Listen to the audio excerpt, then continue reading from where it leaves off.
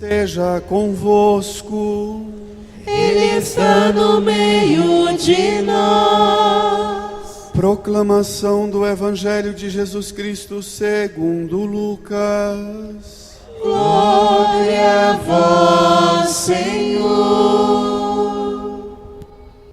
Naquele mesmo dia, o primeiro da semana, 2 dos discípulos de Jesus iam para um povoado chamado Emaús, distante 11 quilômetros de Jerusalém. Conversavam sobre todas as coisas que tinham acontecido. Enquanto conversavam e discutiam, o próprio Jesus se aproximou e começou a caminhar com eles. Os discípulos, porém, estavam como que cegos e não o reconheceram. Então Jesus perguntou: o que ides conversando pelo caminho? Eles pararam com o rosto triste. E um deles, chamado Cleofas, lhe disse: tu és o único peregrino em Jerusalém, que não sabe o que lá aconteceu nos últimos dias? Ele perguntou: o que foi? Os discípulos responderam: o que aconteceu com Jesus, o Nazareno, que foi um profeta, poderoso em obras e palavras, diante de Deus e diante de todo o povo. Nossos sumos sacerdotes e nossos chefes o entregaram para ser condenado à morte e o crucificaram. Nós esperávamos que ele fosse libertar Israel, mas apesar de tudo isso, já faz 3 dias que todas essas coisas aconteceram. É verdade que algumas mulheres do nosso grupo nos deram um susto. Elas foram de madrugada ao túmulo e não encontraram o corpo dele.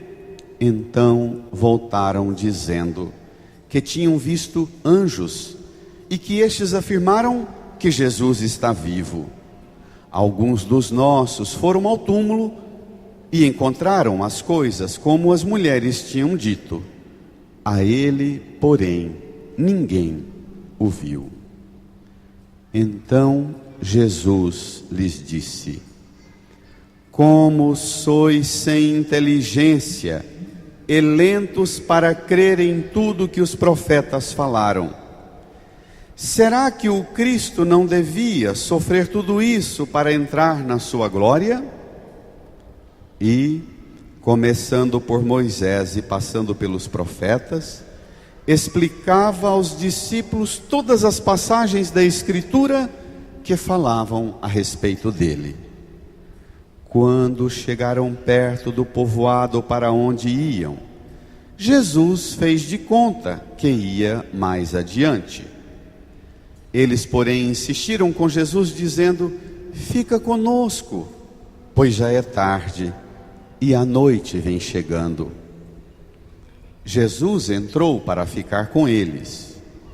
Quando se sentou à mesa com eles, tomou o pão, abençoou-o, partiu e lhes distribuía. Nisso os olhos dos discípulos se abriram e eles reconheceram Jesus. Jesus, porém, desapareceu da frente deles. Então um disse ao outro: não estava ardendo o nosso coração quando ele nos falava pelo caminho e nos explicava as Escrituras? Naquela mesma hora, eles se levantaram e voltaram para Jerusalém, onde encontraram os 11 reunidos com os outros, e estes confirmaram: realmente, o Senhor ressuscitou e apareceu a Simão. Então, os 2 contaram o que tinha acontecido no caminho e como tinham reconhecido Jesus ao partir o pão. Palavra da salvação. Glória a vós, Senhor. Uma salva de palmas. Aleluia, aleluia, aleluia. aleluia, aleluia, aleluia, aleluia. Sentados, façamos um tempo de silêncio e no íntimo do nosso coração rezemos, pedindo ao Espírito Santo que foi derramado sobre nós, que Ele nos ajude a enxergar a presença de Jesus em nosso meio, nos ajude a compreender essa palavra que abre os nossos olhos, a nossa inteligência e nos faz crer. Rezemos. Amém. Irmãs e irmãos, estamos hoje no terceiro domingo da Páscoa.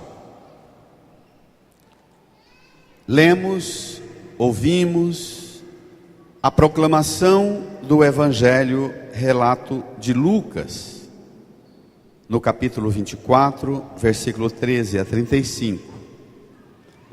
Lucas conta a experiência de 2 discípulos que durante um tempo seguiram Jesus, mas que viram o desfecho pavoroso da morte de Jesus. Vocês que celebram a memória dos seus entes queridos, 7º dia e um mês de falecidos, escutem essa palavra e tomem a força dessa palavra para ajudá-los a voltar para casa e retomar o sentido da vida, guiados pela luz da ressurreição. Tomem comigo o texto do Evangelho, número 9 do seu folheto, Evangelho de Lucas. Para facilitar a compreensão, a gente faz uma organização da pregação em etapas. Esse texto, nós vamos fazer um esforço para perceber nele um caminho que a gente chama de caminho de iluminação na fé, que a gente chama também na catequese, para facilitar a linguagem com as crianças, os 7 degraus de iluminação na fé. A gente começa lá embaixo, no nível mais baixo. Vamos ver? Acompanhar os 7 degraus e ver como é que na fé a gente precisa ir caminhando, permitir que a palavra vá iluminando a gente e conduzindo a gente a uma realidade diferente daquela que os olhos enxergam, os olhos da carne, e passar a enxergar com os olhos da fé, com a luz da ressurreição. Vamos ver? Primeiro degrau. Naquele mesmo dia, o primeiro da semana, que é domingo atrasado, o domingo da Páscoa. Leia. 2 dos discípulos de Jesus iam para um povoado chamado Emaús, distante 11 quilômetros de Jerusalém. Leia. Conversavam sobre todas as coisas que tinham acontecido. Enquanto conversavam e discutiam, o próprio Jesus, leia, se aproximou e começou a caminhar com eles. Sabe o que é isso? 2 discípulos desconhecidos, não são como os apóstolos, com nomes tão evidentes. Jesus tinha 3 níveis de gente seguindo a ele: os apóstolos, que ele constitui os responsáveis pela organização da igreja; os discípulos, que são um tipo de missionários que levam a mensagem e voltam; e numerosas multidões. 3 tipos de segmento: como apóstolo, fazendo parte da estrutura da igreja que ele funda; como discípulos, anunciadores da mensagem do Evangelho; e as numerosas multidões. Esses dois são chamados de discípulos, seguramente eles são tomados daquele grupo dos 72. Eles seguiram Jesus, caminharam com Jesus também. Muitos deles não foram chamados para serem constituídos como apóstolos, mas nem por isso acharam que não compensava seguir Jesus. Seguiram Jesus ao longo de 3 anos. Nesses 3 anos, Jesus ia com eles durante os 3 anos, por ocasião da Páscoa, que acontece sempre perto da lua cheia, mais próxima do dia 14 de abril, 14 de Nisan. Quando chegava perto da Páscoa, Jesus subia com eles para Jerusalém, celebrava a Páscoa e depois voltava. Esses discípulos caminharam com Jesus e seguramente participaram várias vezes, dessas 3 vezes da festa da Páscoa. Esses discípulos escutaram Jesus ensinar a eles várias vezes, dizendo que iriam chegar a Jerusalém e ele seria rejeitado, seria condenado à morte, pregado na cruz, morto, sepultado, mas ressuscitaria. Eles acompanharam Jesus e chegou o domingo de Páscoa. De manhã, eles não viram sinal nenhum. Esses 2 discípulos representam, sabe o quê? Aqueles que perderam a fé em Jesus e abandonam a igreja. Estão indo para fora de Jerusalém, voltando para Emaús. Conversavam sobre todas as coisas que tinham acontecido. Contavam e relatavam para um para o outro o que ao longo daquele tempo que seguiram Jesus mais tinha marcado a vida deles. Seguramente eles relatavam a experiência de cada cena dolorosa da paixão, do sofrimento, quando viram Jesus ser coroado de espinhos, despido das vestes, chicoteado, escarrado, Jesus obrigado a carregar a cruz, Jesus caindo pelo caminho. Seguramente ficaram de longe assistindo aquele espetáculo de horror, ele sendo pregado na cruz. E eles conversavam sobre isso. Decepcionados com essa cena da morte.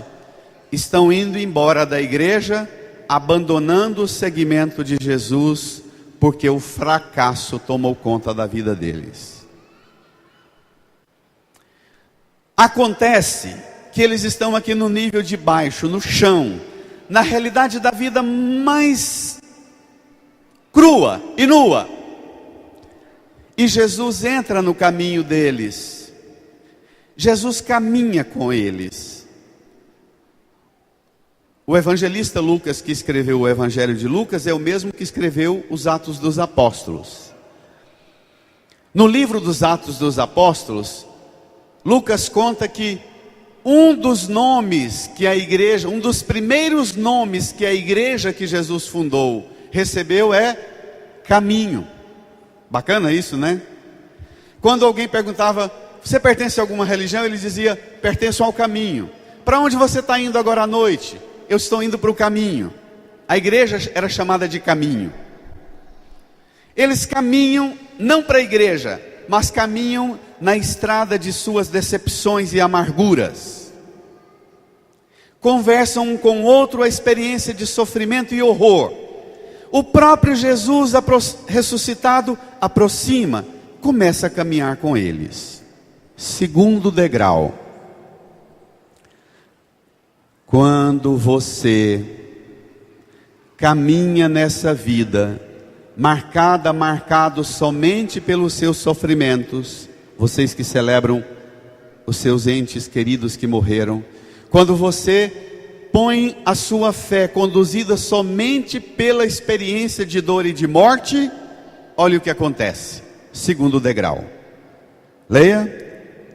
Os discípulos, porém, estavam como que? Cegos. E não o reconheceram. Versículo 17. Então Jesus perguntou: o que ides conversando pelo caminho? Leia.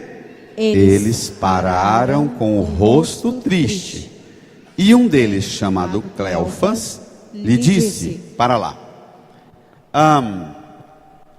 o sofrimento da vida cega a gente para as coisas da fé.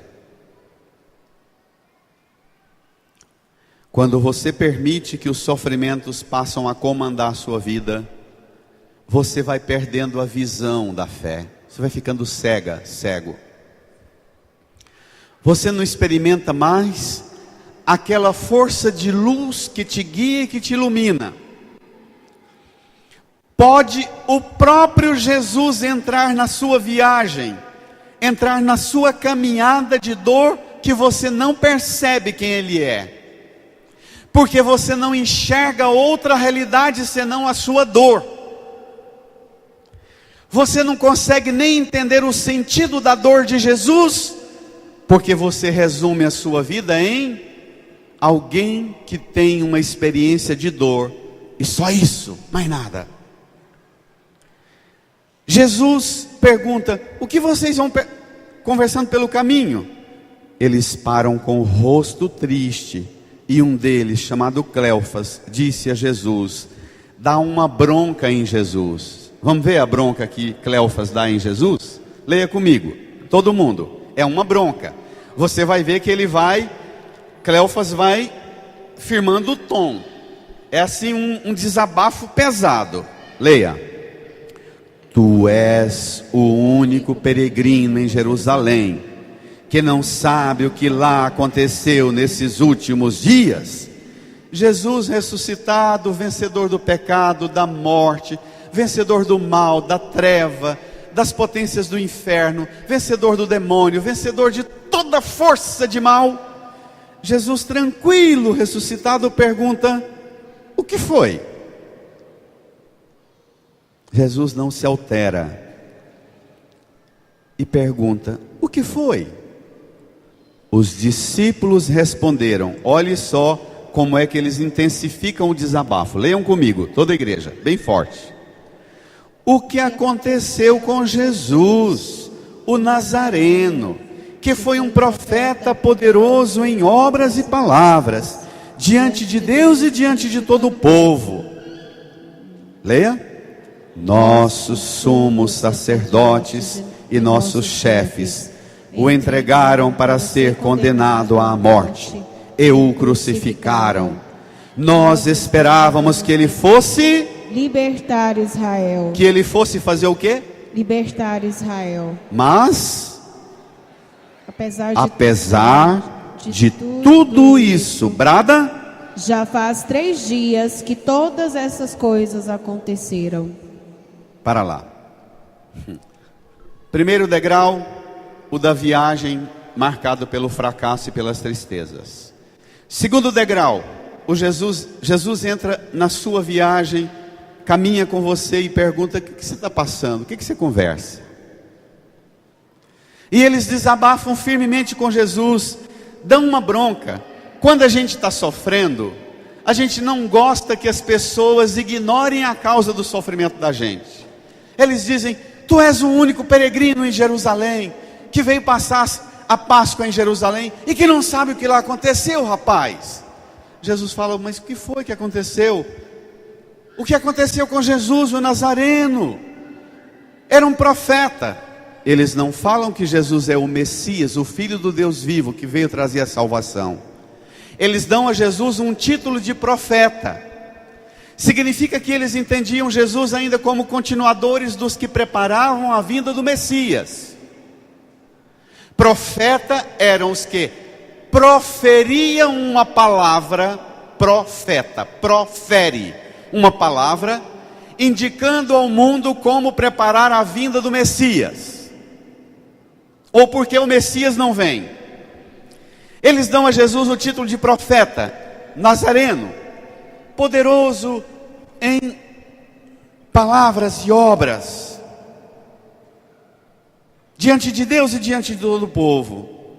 Mas os sumos sacerdotes, os chefes o entregaram e o condenaram à morte, o crucificaram. Agora vem a razão da cegueira. Irmã, irmão, o que eu vou falar agora, na minha vida de padre e de pregador, é a coisa mais difícil para dizer a uma pessoa que procurou padre para pedir um conselho ou para desabafar a vida. E eu queria, não eu, mas eu peço que o Espírito Santo abra seus olhos da fé, sua mente e seu coração para compreender o que eu vou dizer agora. Nós esperávamos que ele fosse libertar o que está escrito aí? Israel. Um país desse tamanzinho, que tem 200 quilômetros de comprimento e 80 de largura. Nós esperávamos que esse profeta chegaria lá em Jerusalém, ajudava a mobilizar um grupo, a multidão que o seguia, expulsar o Império Romano do nosso território, desbancar todo mundo que invadiu o nosso país, ajudar a gente a eleger um rei, botar um rei no trono, e esse rei vai organizar o nosso país e a gente vai viver com um rei feliz para sempre. Aqui está o segredo da decepção dos discípulos de Emaús, que é a coisa mais difícil que eu vou dizer agora. Você permitir que Jesus corrija as expectativas que você tem com relação a Ele.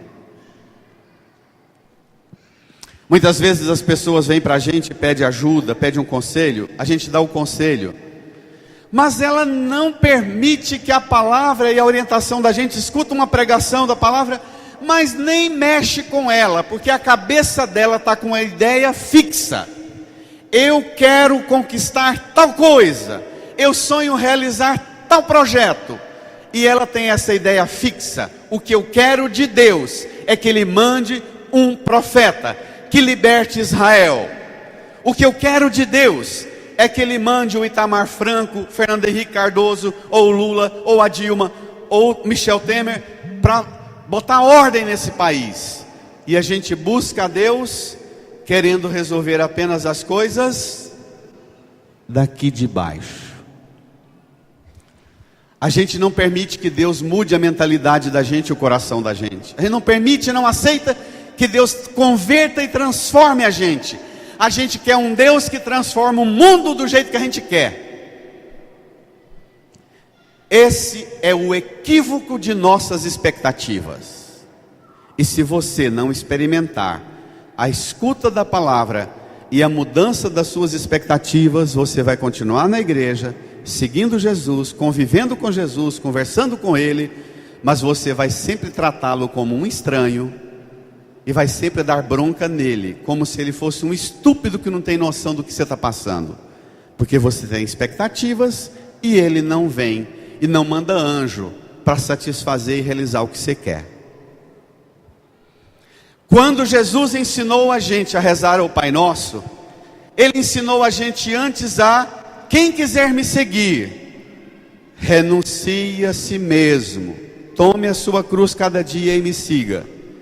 Depois Ele ensinou a rezar. Quando rezar, dizei: Pai nosso que estais no céu, santificado seja o vosso nome, venha a nós o vosso reino, seja feita a vossa vontade na terra e no céu. Eles falam que não. Eles falam: nós esperávamos que Ele fosse libertar o reino de Israel, e não trazer o reino de Deus. Eles querem o reino que eles já botaram na cabeça. Aí você desabafa, dá bronca em Jesus, mas você não cresce na fé. Quarto degrau, versículo 22. Eles têm prova concreta, prova que estão de acordo com tudo que Jesus ensinou para eles. Mas como essas provas não estão de acordo com as expectativas e ideais que eles têm, vou dar talvez você não esteja entendendo o que significa corrigir as expectativas. Vou dar um exemplo simples. Você sonha em casar, ter uma esposa, um esposo, uma família. E você tem um ideal, um tipo de marido ou de esposa que você quer, que todas e todos que Deus manda para o seu caminho, você só enrola ele ou ela, mas não casa, porque você fica buscando o seu marido ideal, a sua esposa ideal. Você não pega as oportunidades que Deus te dá e diz: eu vou com essa companheira, com esse companheiro construir um caminho. Eu vou aprender com as fraquezas e erros delas, ela vai aprender com os erros meus, nós vamos fazer um caminho, mas nós vamos fazer um caminho. Você fica nas expectativas que você tem, procurando um tipo de perfeição e idealizando um tipo de homem e de mulher que não existe. E aquelas que existem e que Deus põe no seu caminho, você não abraça. Tem um ditado na roça que diz o seguinte: um cavalo arriado nunca passa 2 vezes na porta da sua casa. Entendeu? Você olha para o cavalo arriado e fala: não, mas eu quero um arreio com cochonil azul. Passa outro cavalo: não, mas eu quero um arreio de couro comprido com esse e aquele detalhe. Passa outro cavalo: não, mas eu quero um cavalo branco. Passa outro cavalo, você fala: mas eu esperava um preto. E você fica na sua expectativa e você nunca abraça as oportunidades que Deus te dá. Você nem acolhe o que Deus te diz. E é isso que vem agora. 3º degrau. O relato de que as coisas já aconteceram do jeito que Jesus falou, mas você não entende, não aceita, não acolhe. Versículo 22. Brada comigo. Ainda continua o desabafo deles, que é agora o 3º degrau. É verdade, leia, Sandra. É verdade que algumas mulheres do toda nosso igreja? Grupo nos deram um susto. Elas foram de madrugada ao túmulo e não encontraram o corpo dele. Então voltaram, dizendo que tinham visto anjos e que estes afirmaram que Jesus está vivo. Alguns dos nossos foram ao túmulo e encontraram as coisas como as mulheres tinham dito. A ele, porém, ninguém o viu. Nós esperávamos que ele fosse libertar Israel. Apesar de tudo isso, faz 3 dias e nada aconteceu. As mulheres contaram um negócio lá, os discípulos correram no túmulo e viram. A ele, porém, ninguém viu. Tem gente que gasta a vida inteira indo para a igreja e voltando da igreja e se conforma apenas em contar como é que eu caminho e as minhas expectativas não são realizadas. Tem gente na igreja que passa a vida na igreja, indo à missa todo domingo. Tem uns que vai até diariamente, mas não passa de contador dos fracassos de minha vida. Não tira os olhos do seu umbigo, das suas feridas, das suas fantasias, dos seus ideais, das suas utopias. Vai na igreja, mas escuta Deus e quer mais que Deus financie e patrocine os seus sonhos, que Ele continue lá no céu e você aqui na terra, que apenas Deus financie e patrocine os seus sonhos. Mulheres, esposas, mães, filhas, irmãs, eles dizem assim: é verdade que algumas mulheres do nosso grupo nos deram um susto. Elas foram de madrugada ao túmulo e não encontraram o corpo dele, então voltaram dizendo que tinham visto anjos e que esses afirmaram que ele está vivo. Mulheres, vocês têm um papel muito importante na igreja. O papel de vocês na igreja é passar susto em nós, homens, dizendo assim para o esposo, para a esposa: bem, as coisas estão acontecendo, mas você não vê, o túmulo está vazio, os anjos já anunciaram para nós que ele está ressuscitado, mas você não acredita. O papel de vocês, mulheres, é importante demais na provocação da nossa fé, para vencer a nossa racionalidade, a nossa lógica racional de briga e de guerra, masculina, machista, de prova de Tomé domingo passado, eu tenho que ver para crer, lembra? A estes, porém, ninguém o viu, o mesmo que Tomé, lembra? Mulheres, o papel de vocês é sacudir a humanidade, a sociedade e a igreja, assustando a nós homens da cegueira e dizendo para nós: o sinal existe, o túmulo está vazio, os anjos anunciaram, mas você não quer crer, homem. Muitos de nós estamos aqui porque uma mulher, nossa mãe, nossa avó, nossa madrinha, a esposa, irmã, vivem dando um susto em nós homens, dizendo: você precisa mudar sua mentalidade. Homens, não tenham vergonha não. Mas quem aqui passa pela experiência de ser de vez em quando provocado pelas mulheres a mudar de vida e acreditar num caminho diferente? Levanta a mão, homens. Quem já experimentou essa graça? Sua mãe, sua avó, sua esposa. Uma salva de palmas para as mulheres que passam medo e assustam a gente.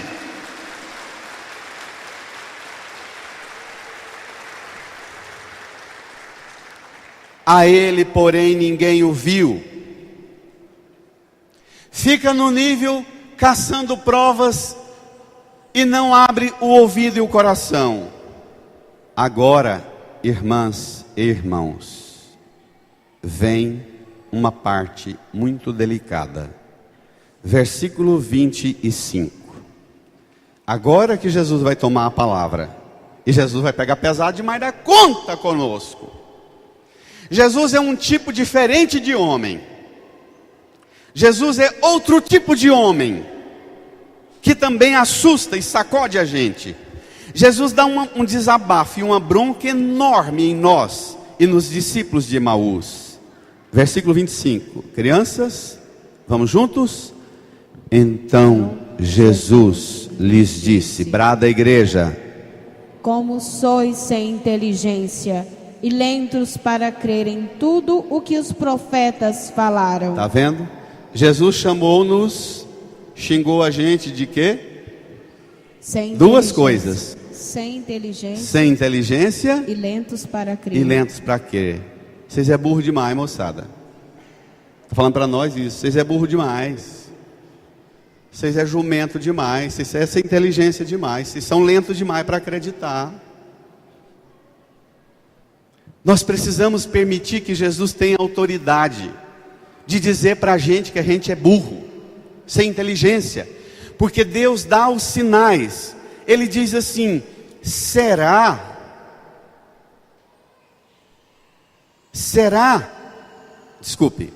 como sois sem inteligência e lento para crer em tudo que os profetas falaram. Versículo 26, leia. Será que o Cristo, vamos igreja, será que o Cristo não devia sofrer tudo isso para entrar na sua glória? Continua. E começando por Moisés e passando pelos profetas, explicava aos discípulos todas as passagens da Escritura que falavam a respeito dele. Está vendo? Jesus pegou esses discípulos viajando para o fracasso, voltando para a estaca zero, abandonando a igreja, dizendo: não, eu vivi muito tempo nessa igreja, eu vi que não vale nada não, compensa não. Você quer escutar a história? É você participar das rodas dos homens, principalmente falando o que eles já foram na igreja e viram de errado. Ficamos nisso. Somos contadores, faladores dos argumentos que nós achamos que temos para desmantelar a igreja. Essa semana eu li uma pesquisa que no Brasil, o grupo que mais abandona as igrejas cristãs é o grupo dos jovens entre 15 e 29 anos. Abandonam a igreja, sabe por quê? Porque eles vêm para a igreja com uma expectativa. São jovens, vêm sonhando um ideal, uma utopia, muitas vezes marcados pelo sofrimento dentro da família, e pelo fracasso dessa sociedade corrupta, violenta, que ainda tira os direitos dos trabalhadores. Vem para a igreja, chega aqui o padre, o pastor começa a pregar sobre dízimo, capeta e oferta. Dízimo, capeta e oferta. Dízimo, capeta e oferta. E fica nisso. Isso existe? Quando fala em Jesus, é mais para falar que Jesus abençoou a oferta e o dízimo. Não é para falar de Jesus e do poder dele, não. Irmã, lá em cima, no versículo 16, o Evangelho já falou que os discípulos estavam como que cegos. Agora Jesus xingou a gente de sem inteligência e lentos para crer. Jesus diz, a palavra aqui diz, que o que vai recuperar a nossa visão, o que vai devolver para a gente a inteligência, o que vai acelerar o processo de nosso crer, é escutar a palavra de Deus. Ele começa por Moisés e os profetas. O que significa isso? Ele pega o Antigo Testamento inteirinho e retoma o Antigo Testamento inteirinho e faz uma viagem o dia inteiro com eles, fazendo uma pregação, retomando todas as passagens do Antigo Testamento que diziam coisas a respeito de Jesus. Aqui vem outra dificuldade nossa. A primeira é que nós não aceitamos corrigir e mudar nossas expectativas. A segunda é que para corrigir e mudar as expectativas, é preciso escutar a palavra de Deus. E é preciso escutar a pregação da igreja. A palavra de Deus a gente até quer escutar, mas um sermão comprido, que nem o do Padre Antônio, aí ninguém aguenta. Nós ficamos na experiência pura daqui. Irmã, irmão, não tem visão recuperada, não tem burrice vencida, não tem lentidão para crer vencida, se não houver escuta da palavra e se não houver escuta da pregação da igreja. Hoje de manhã tinha um irmão comigo na porta da igreja e ele falava de tanta coisa que podia fazer aqui nessa igreja, tanta reforma e construção. Eu falei para ele, olha, não sei quanto tempo eu vou ficar aqui não, mas não vou mexer com obra não. Cristo me constituiu para pregar, e eu vou pregar. Tem os que constroem, mas eu vou pregar, porque se tudo quanto é padre ficar só construindo, não vai ter quem prega. Alguém tem que pregar. E é claro que eu sou limitado e fraco, eu não tenho as condições ideais também das expectativas que vocês queriam, e muitas vezes nós ficamos falando dos motivos que a gente tem para não ir na igreja. Os jovens, é maior o número de jovens que abandonam as igrejas do que o número de gente que entra nas igrejas evangélicas. Entendeu a gravidade do negócio? E está começando a ter no mundo e no Brasil a pior espécie de cristão. Cristão sem a igreja. E cristão sem a igreja é cristão sem Cristo.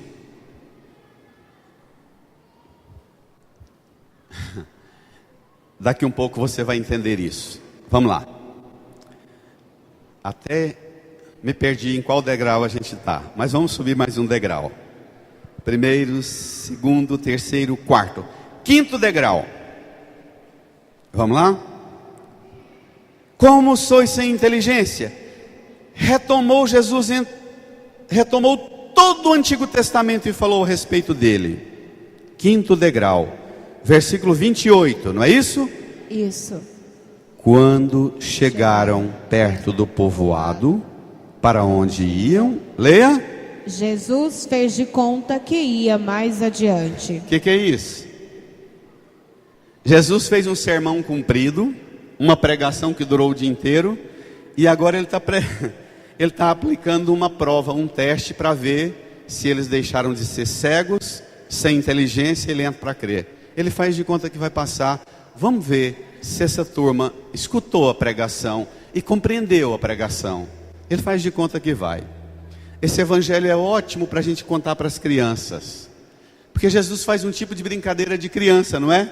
Fazer de conta que vai passar, vamos ver a reação. E ele faz de conta.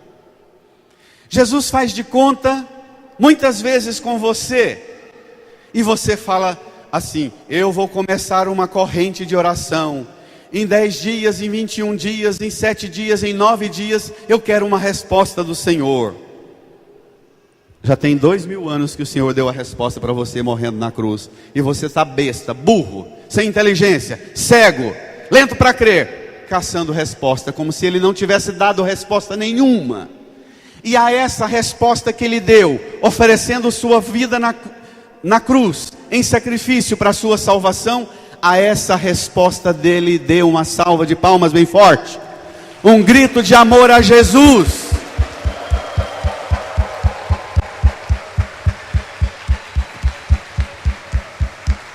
Amém, aleluia.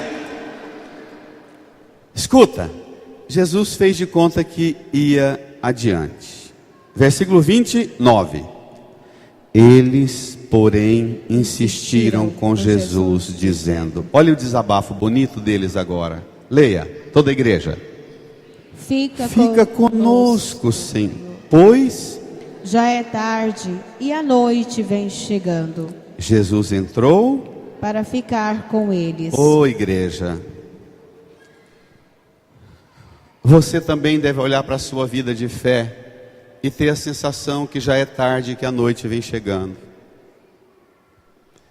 Quem já teve alguém na família ou já sofreu depressão, sabe o tanto que é triste o fim do dia, não é? E quando a noite vem chegando, parece que uma noite de 12 horas é uma eternidade pavorosa. Só a sensação de que o fim do dia já é tarde, a noite vem chegando, dá uma angústia e um pavor, que parece que a vida vai acabar agora. Eles dizem: Senhor, fica conosco, já é tarde, a noite vem chegando, fica conosco.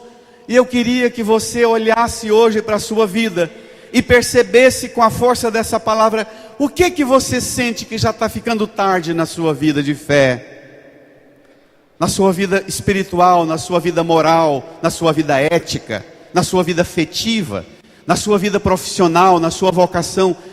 Em que você sente que já é tarde e a noite vem chegando e você pensa assim: não vai dar certo o que eu sonhei, não vai ser possível. E se eu não conseguir o que eu quero, eu não vou ter condições de ser feliz. Num minutinho, faça esse exercício. Faça esse desabafo para Jesus. Pede a Ele para ficar com você hoje. Para que Ele entre na sua casa hoje e fique com você, com a sua família, com a sua casa. Diga para Jesus o que você tem a sensação de que já é tarde, a noite vem chegando. E que se Ele não entrar na sua vida, a noite escura vai sufocar você e tirar sua vida e sua fé e sua esperança. Fale com o Senhor, desabafe com Ele em que você tem o sentimento e a sensação de que está acabando. 6º degrau. Vamos lá? Versículo 30. Quando... É isso mesmo? Isso. Toda a igreja? Quando se sentou à mesa com eles, tomou o pão, abençoou, partiu e lhes distribuía. O que é isso? Está falando do quê? Da celebração? Eucarística. Da Eucaristia. Daqui um pouco nós encerramos a liturgia da palavra e entramos na liturgia eucarística, não é? Continua, versículo 31.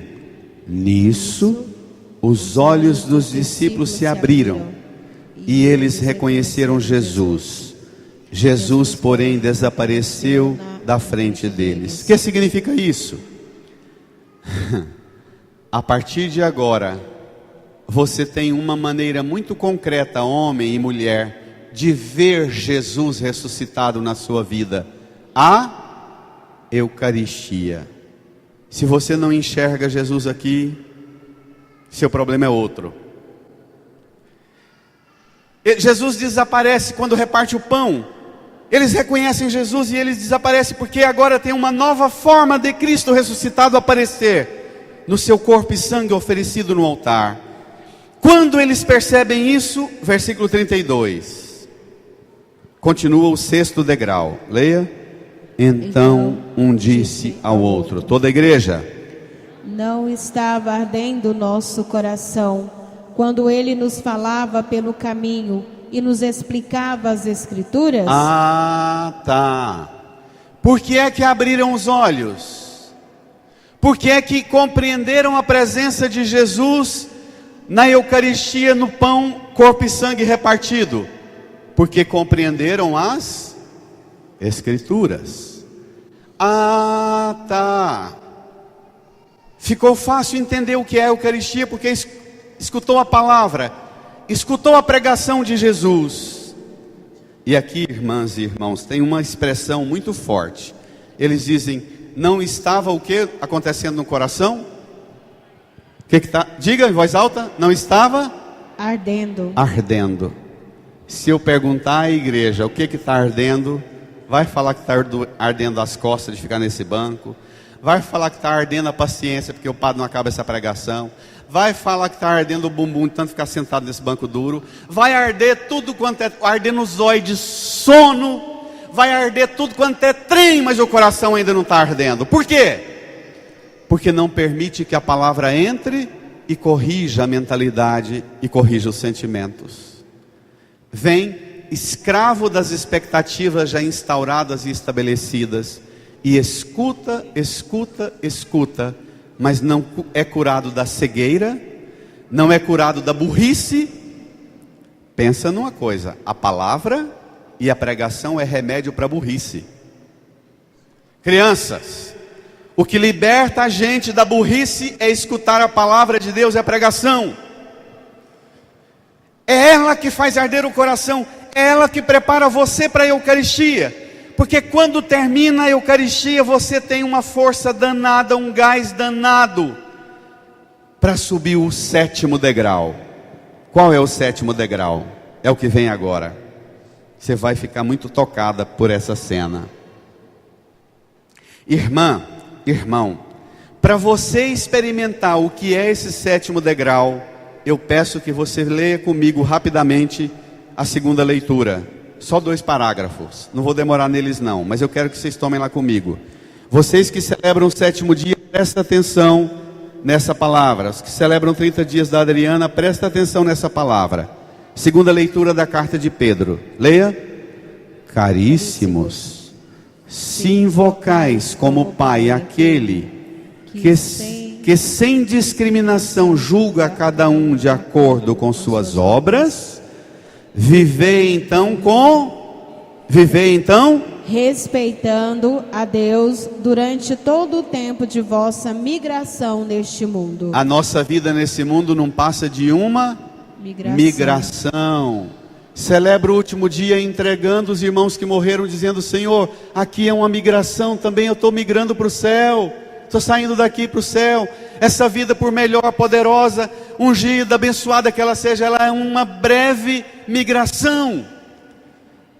Se ela é uma migração, presta atenção, leia, versículo 18. Sabeis que fostes resgatados, leia, igreja. Da vida fútil, herdada de vossos pais. Para lá. Quem é pai e mãe? Pai e mãe, leia comigo o versículo 18 agora. Leia. Sabeis que fostes resgatados da vida fútil herdada de vossos pais. Jesus hoje falaria isso para os seus filhos, pai e mãe? Jesus hoje, pregando a palavra para os seus filhos, ele diria para os seus filhos: sai dessa vida fútil do seu pai e da sua mãe, que você herdou do seu pai e da sua mãe. O que é uma vida fútil? A palavra responde, não tenha dúvida. Leia. Fostes resgatados da vida fútil de vossos pais, não por meio de coisas perecíveis. Como? a prata ou o ouro. Então, vida fútil é a vida baseada nas coisas Como a prata, perecíveis. A vida fútil é a vida baseada nas coisas perecíveis. como A prata ou o ouro. o dinheiro que compra, o salário, e vive correndo só atrás disso. A libertação da vida fútil, o resgate da vida fútil. Versículo 19, leia. Mas pelo precioso sangue de Cristo, como de um cordeiro sem mancha nem defeito. Aleluia! Olha aqui para a cruz. Estenda sua mão aqui para a cruz. Filhos e filhas, pais e mães, diga comigo: Senhor, Senhor, dá-me a graça dá-me a graça de ser libertado da minha cegueira, de ser libertado da minha cegueira, da minha falta de inteligência, da minha falta de inteligência, da minha lentidão para crer. da minha lentidão. Dá-me pra a crer. graça, Dá-me a graça. resgata-me Resgata pelo seu sangue pelo seu sangue da vida fútil da vida fútil deste mundo, deste mundo, baseada baseada nas coisas perecíveis, nas coisas perecíveis, como a prata e o ouro, como a prata ou o o ouro, consumismo, do consumismo, a ganância pelos bens. da ganância pelos Resgata-me dessa vida fútil. bens, dessa vida fútil. Amém. Amém. Pai e mãe, não se assuste se você estiver perdendo a sua saúde, para dar o melhor para os seus filhos. E o melhor que você está dando para os seus filhos não passa de uma vida fútil, baseada nas coisas perecíveis. Depois disso, subamos o 7º degrau. Volte ao Evangelho. Versículo 33. Quando eles abrem os olhos e vê Jesus no pão repartido, e dizem um para o outro: não estava ardendo o nosso coração quando ele nos falava e nos ensinava as Escrituras? Quando eles tomam consciência disso, olha o que eles fazem. Naquela mesma hora, vamos igreja, naquela mesma hora, brada igreja. Eles se levantaram e voltaram para Jerusalém, onde encontraram os 11 reunidos com os outros. Continua. E estes confirmaram: realmente o Senhor ressuscitou e apareceu a Simão. Então, Os dois contaram o que tinha acontecido no caminho e como como tinham reconhecido Jesus ao partir o pão.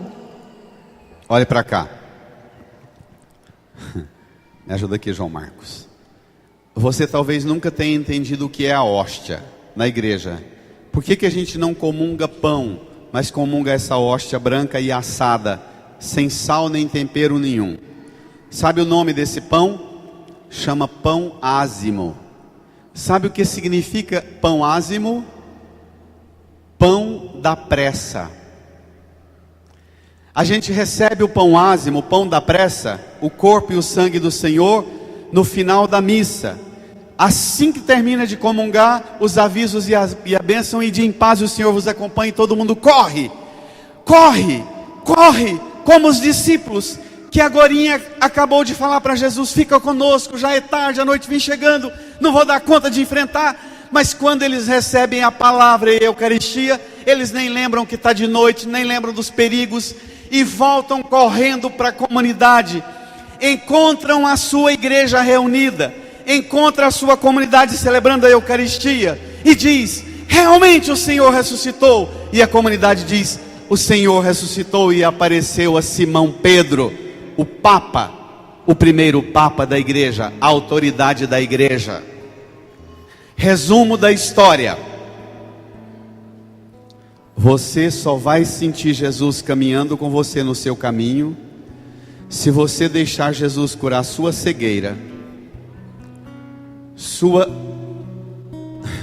falta de inteligência, sua lentidão para crer. E o remédio para curar isso é a palavra, a Eucaristia e a igreja. Não queira ser um burro achando que com a Bíblia aberta lá no seu quarto lendo um versículo por dia, você vai dar conta de seguir Jesus. Sem a palavra escutada e pregada, sem a Eucaristia e sem a igreja, você não experimenta a presença do ressuscitado na sua vida. Amém? Você agora pode ter a graça de escutar a igreja dizer: realmente o Senhor ressuscitou e apareceu a Simão. E você também pode dizer: não, nós vimos, Ele caminhou conosco, Ele me alimentou nas horas mais difíceis da minha vida. Foi Ele a palavra que me deu força quando a noite vinha, quando a escuridão vinha. Foi Ele, foi esse pão eucarístico que me deu uma força danada, e eu dei conta de abraçar a missão e ir até o último ponto que eu jamais daria conta de chegar, se não fosse a força do corpo e sangue do Senhor, da sua palavra. Amém? Dê uma salva de palmas e um grito de amor a Jesus. Aleluia! Maranatá, vem Senhor Jesus, aleluia! Aleluia! Irmã, irmão,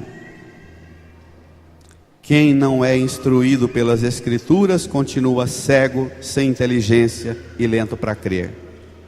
Quem não recebe Jesus Eucarístico não dá conta de correr para casa e enfrentar a missão que precisa enfrentar.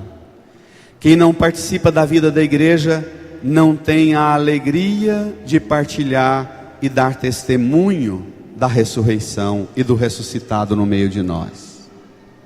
Incline a sua cabeça, feche os olhos, põe a mão no seu coração e diga ao Senhor: Senhor, por mais difícil e impossível que pareça para mim, faz meu coração arder escutando essa palavra.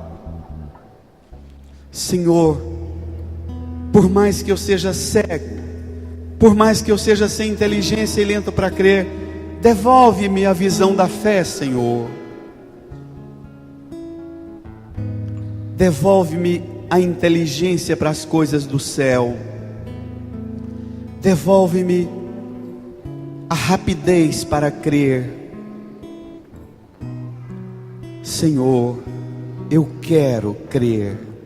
Eu quero compreender as coisas da fé.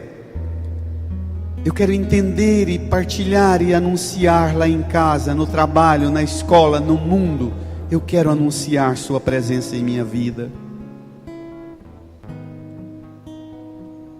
Eu quero receber o alimento que salva do medo da noite escura, o seu corpo e sangue.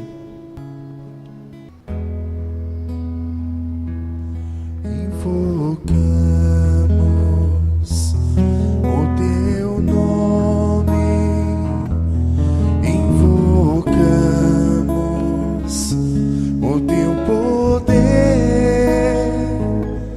invocamos a tua presença no meio de nós.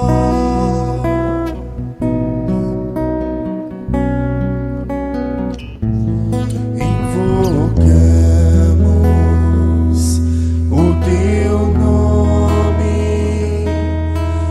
invocamos o teu poder, invocamos a tua presença no meio de nós.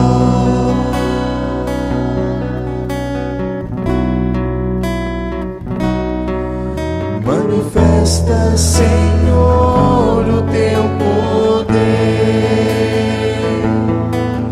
Manifesta, Senhor, a tua força. Manifesta, Senhor, neste lugar o teu grande amor que tudo pode curar. Manifesta, Senhor, o teu poder, com prodígios, milagres, sinais.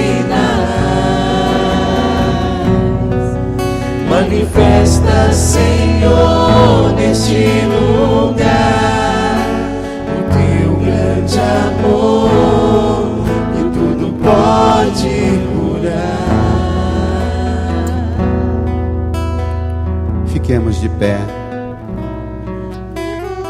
Ergamos nossas mãos. Deixe o folheto no banco. Levante as mãos para os céus.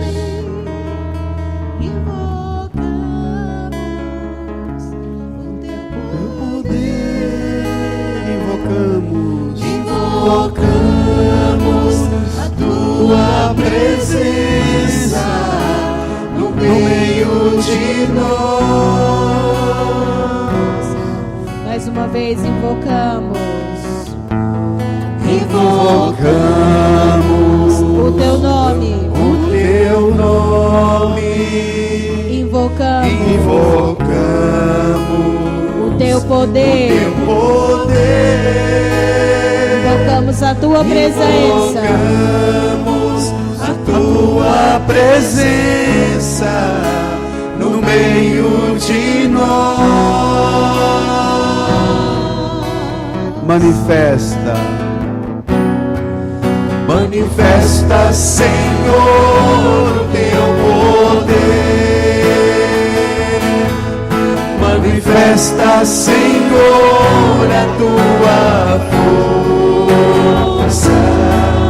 Manifesta, Senhor, neste lugar o teu grande amor que tudo pode curar. Põe a mão no coração. Manifesta, Senhor, o teu poder. Com prodígios, milagres, sinais. Com prodígios, milagres, sinais. Manifesta, Senhor, neste lugar. Manifesta, Senhor, neste lugar O teu grande amor. teu grande amor Que tudo pode curar. pode curar. Diga comigo, Senhor. Senhor, Manifesta em minha vida manifesta em minha a força dessa palavra. a força dessa palavra. Devolve o ardor ao meu coração. Devolve o ardor ao meu Abre a minha visão da fé. Abre a minha visão da fé. Cura a minha falta de inteligência. Cura a minha falta de inteligência. Vence a minha ignorância. Vence a minha ignorância. Vence a minha lentidão para crer. Vence a minha lentidão. E devolve o meu vigor E devolve o meu vigor para anunciar para anunciar a sua manifestação a sua manifestação em minha vida, em minha vida, na palavra, na palavra, na Eucaristia na Eucaristia e na vida da e igreja. na vida da igreja. Amém. Amém. Amém. Amém. Amém.